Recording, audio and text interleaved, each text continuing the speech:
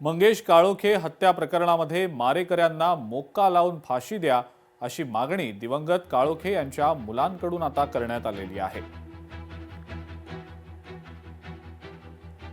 मला झोपेतून डायरेक्ट उठली तेव्हा मला असं समजलं की माझ्या पप्पांची हत्या केलेली आहे। माझं बोलणंच नाही झालं यात आमचा काय गुन्हा आहे, त्यांचा काय दोष आहे? त्यांनी समाजकारण केलं, समाजाच्या सेवेसाठी त्यांनी त्यांचं पूर्ण आमच्या सोबत तर कमीच, लोकांसोबतच जास्त, समाजातच जास्त ते राहिले।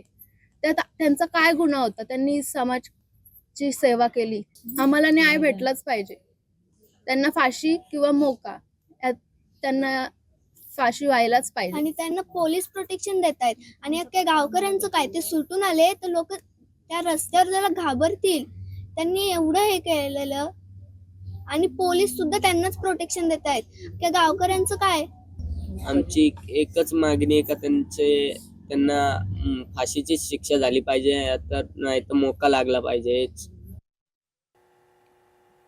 पवार काका पुतणे एकत्र येणार आहेत का असा सवाल आज पुन्हा एकदा विचारला जातोय। याला कारण म्हणजे शरद पवारांचा फोटो तुमच्या फ्लेक्सवर कायमस्वरूपी असेल का असा एका पत्रकारानं प्रश्न विचारताच अजित पवार यांनी सूचक वक्तव्य केलंय। तुझ्या तोंडात साखर पडो असं वक्तव्य अजित पवार यांनी यावेळेला केलं।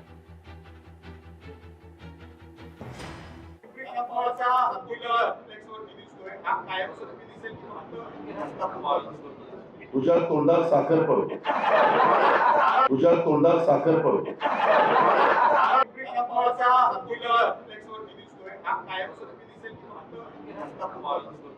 तुझ्या तोंडात साखर पडो, तुझ्या तोंडात साखर पडो। लोकशाही मराठी ऐका, पहा, जागरूक रहा।